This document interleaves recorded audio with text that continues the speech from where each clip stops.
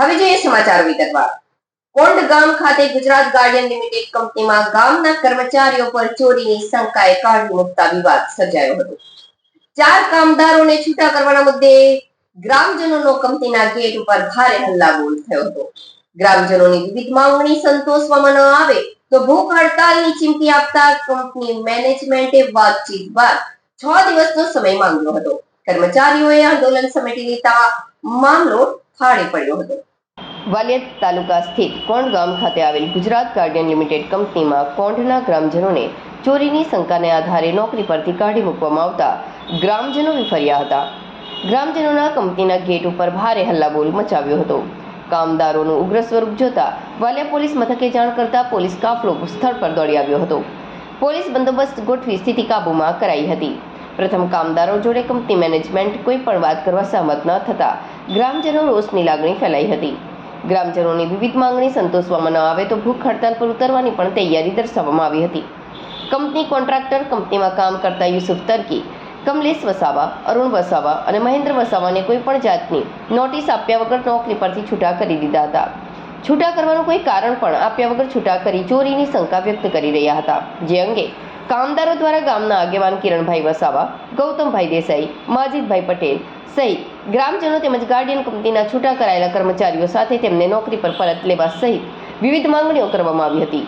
આ અંગે છેવટે ગુજરાત ગાર્ડિયન કંપનીના કોન્ટ્રાક્ટર દ્વારા કંપની મેનેજમેન્ટ સાથે વાતચીત બાદ 6 દિવસનો સમય અપાતા કર્મચારીઓએ પોતાના આંદોલનને સમેટી લીધું હતું। 6 દિવસ બાદ કર્મચારીઓની માંગણી સંતોષવામાં ન આવે તો ફરી આંદોલન કરવામાં આવશે એવી ચીમકી ઉચ્ચારવામાં આવી હતી।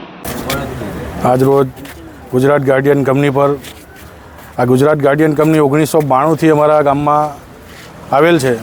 1992થી લઈને અમારા ગામમાં અત્યાર સુધીના રેકોર્ડમાં કોઈ દિવસ કોઈ એક વ્યક્તિ પણ કંપની પર ગેટ પર આવ્યો નથી। અમારા ગામના 4 છોકરાઓ જે તે લોકોને 5 વર્ષથી 6 વર્ષથી એક ભાઈ તો 29 વર્ષથી જોબ કરતા હતા, તે લોકોના ચોરીના શંકાના દાયરામાં એ લોકોને છેલ્લા 4-5 મહિનાથી કંપનીએ વગર કારણોસર કાઢી મૂકેલા છે।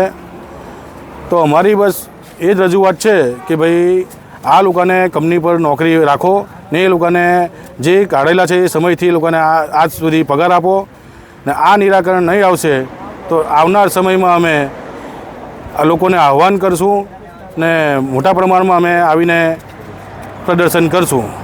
તમારા આવ્યા બાદ કોઈ મેનેજમેન્ટ તમે કોઈ રજૂઆત કરી છે, કોઈ આવ્યા છે ગેટ મળવા માટે? મેનેજમેન્ટ અમારી સાથે કોઈ વાતચીત હજુ થઈ નથી। કોન્ટ્રાક્ટરને આગળ કરે છે। કોન્ટ્રાક્ટર કહે છે કે ભાઈ બીજી કંપનીમાં પણ અમારી માંગણી એ જ છે ને આ 4 છોકરાઓની પણ માંગણી એ છે કે ભાઈ આપણા છોકરાઓને આ જ કંપની પર રાખો। ચોરીનું લાંછન એ યોગ્ય નથી એમ। ગામમાં આ છોકરાઓએ જે ચોરીનું ટેગ લગાવીને જો એ લોકોએ પછી આ જિંદગી નહીં નીકળે।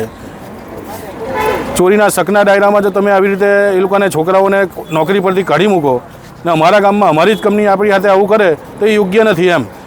વાલિયા પોલીસ દ્વારા કોઈ જે શંકાના દાયરામાં છે ચોરો કે તમારા ગ્રામજનો કોઈ ધરપકડ કરવામાં આવી છે આજ દિન સુધીમાં? આજ સુધી કોઈની પણ ધરપકડ કરવામાં નથી આવી, નથી કંઈ કોઈના પર એ થયું।